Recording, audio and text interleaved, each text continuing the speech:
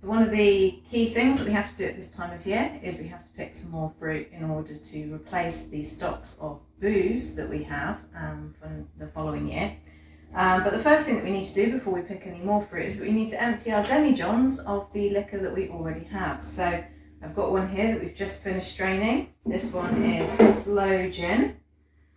So that one is now ready to be bottled, and behind me at the kitchen sink we have our bottles that they'll be going into, and then we have some of our nice Kilner jars that will be for gifts for friends and family. So we've got some sloe gin here, we've got Buller's vodka, and we've also got some cherry brandy that we made last year. You don't need to keep this stuff for a full year, but it does certainly help to ferment it nicely. So our oven is heated. What we need to do now is put in our bottles. So I'm going to start by putting in the wine bottles that we're going to be bottling up the bits and pieces for us first. The only one thing that we do need to think about, and you need to consider this if you're going to do it for gifts, is that these Kilner bottles, they can go nicely in the oven, but you do need to take out the rubber stoppers first, otherwise they will melt. So I have a pan of boiling water here, so I'm just going to pop those all in there, and then they can be cooking for about 10 to 15 minutes in the same way as the bottles in the oven can be, so that by the time they are done, everything will be nicely sterilised, ready for us to then let it cool and pour our sloe gin into them. So having sterilised our bottle, I'm going to get my funnel, and now is the time for us to bottle this up. So this is sloe gin. So this has actually been in our garage for fermenting for quite some time. So I think this is from probably 21. Normally it would be 2024 blend. Normally leaving it about a year. Lovely.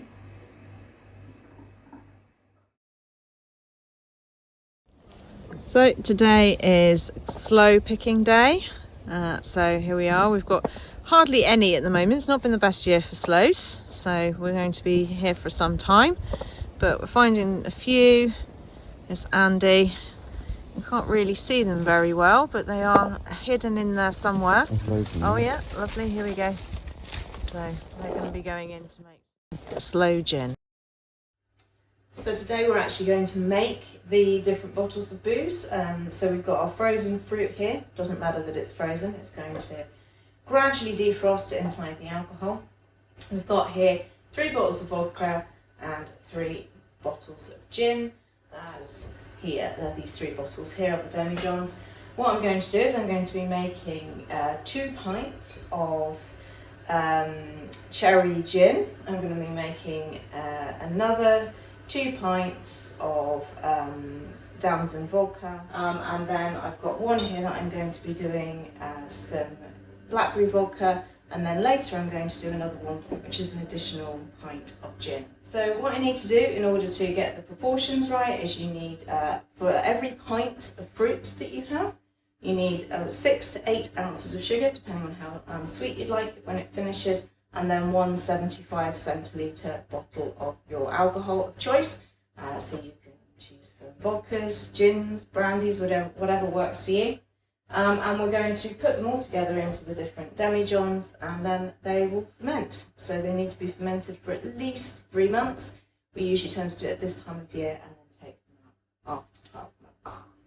Okay, so I'm going to start with this middle one, which is going to be our Buller's. So the first thing I'm going to do is pour in the appropriate amount of vodka.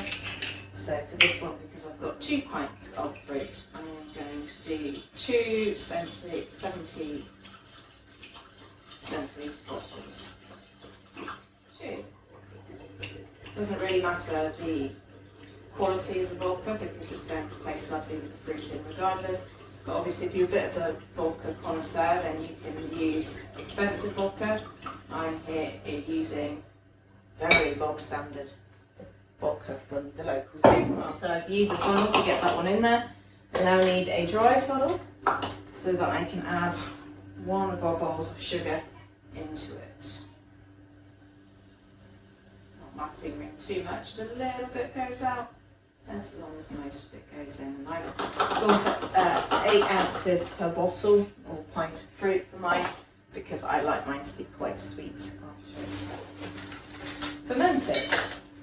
And then the next thing is to put the fruit in. Now with bullets this is particularly challenging because the bullets are actually quite big, so sometimes get a little bit stuck inside the neck of the bottle. So we have to do it a little bit at a time, and this is where them being frozen can be a bit of a problem with the bullets. So obviously it makes them a little bit less squishy. Okay, so I'm nearly done with my bullets now. So I've got 2 pints, 2 normal sized bottles of vodka, and in here we've got a total of 1 pound of sugar, so 8 ounces for each pint of fruit. Let's get those last few out there. Oops, that one decided to run away. There we go. Right, lovely.